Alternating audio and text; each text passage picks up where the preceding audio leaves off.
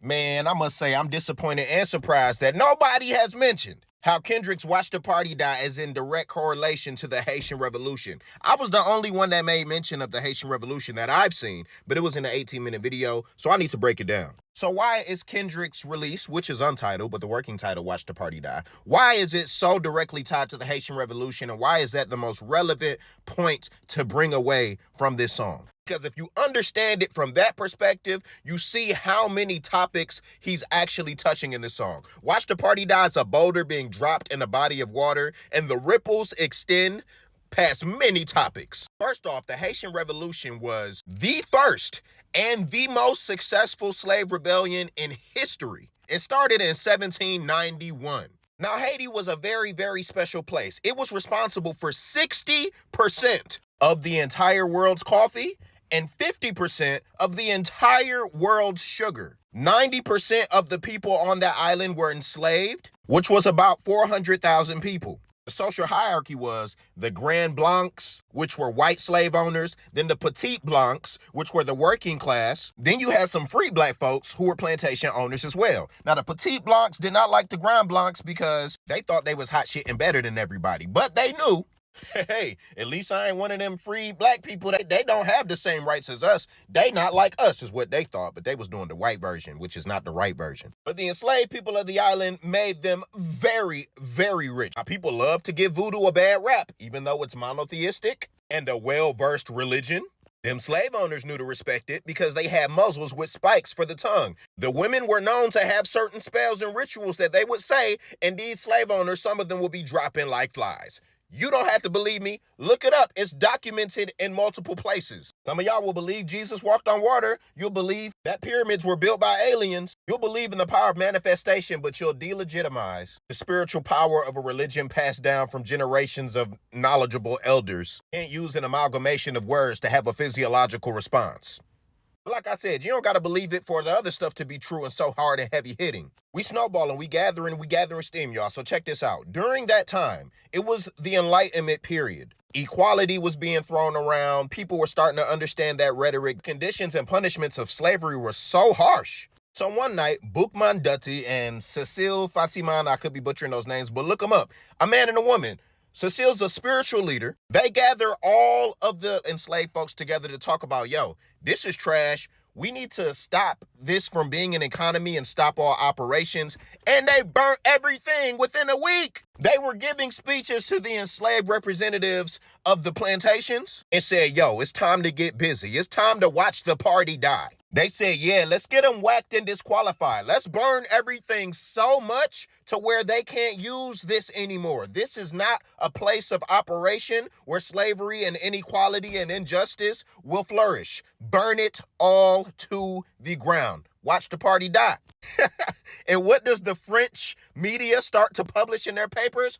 Oh, just the craziest things about black rebellions and attacking masters in these grotesque ways, decapitating them, and all of these sensational things to make people afraid and so that they can garner some sense of control and stability for their burning, literally, economy. But the whole reason for this is the lack of equality, the lack of being able to stand on your own too, the way that you're being treated, how 90% of us are working to make the small percent of y'all rich, filthy rich. Meanwhile, we just filthy and abused. Sound familiar?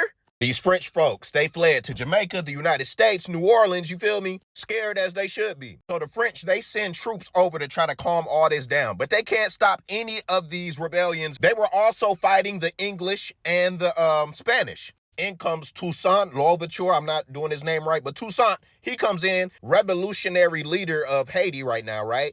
Toussaint brilliantly plays the English and the French and the Spanish against each other to his advantage to establish footing and freedom for his people. This is the age of enlightenment. And the Voodoo religion had a very big play in how they passed along these ideas of equality, freedom. Then you get Napoleon, short ass, that comes in, sees Toussaint as a rival. Napoleon sends his brother-in-law to go to Haiti for an expedition. But this ain't no expedition. He's sending 20,000 troops. What you doing? 1802, Napoleon brings back slavery. He like, Nah, I don't like how y'all got the last laugh. We finna bring this back. We finna spin the block on this whole thing real quick. Hey, yo, turn the music and the lights back on. This party about to keep going. It ain't dead. Oh, then Toussaint gets deported to France and dies a torturous and horrible death. And by November of 1803, you have the former enslaved folks and the already free folks come together and drive the French out of Haiti.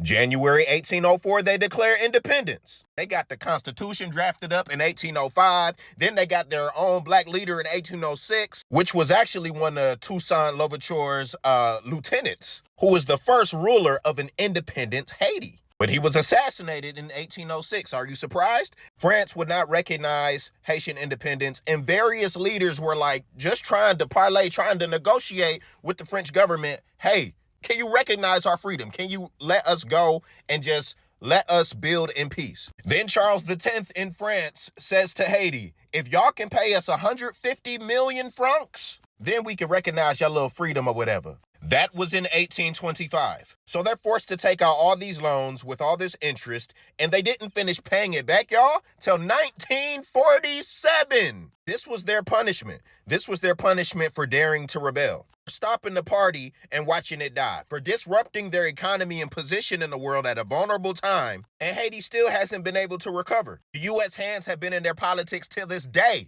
to this moment. But if we go back to what I started with in this video with Kendrick Lamar's Watch the Party Die being a direct Haitian Revolution reference, we now see what he's calling for. We need the entire thing burned up to where you can no longer benefit from it. Because as long as there's means to make money off of the music industry in our political structure that exists, unfortunately, they have bound up all the good things that happen in our economy and in our society and in the industry with the evil and bad things. But would you eat a bowl of Cheerios if just a speck of a turd was in the bowl? Or would you throw the entire thing away? Would you eat around the shit or would you throw it away? There's only one answer, and it's throw it away. The last thing I'm going to mention about the Haitian Revolution, it wasn't just the blacks against the whites.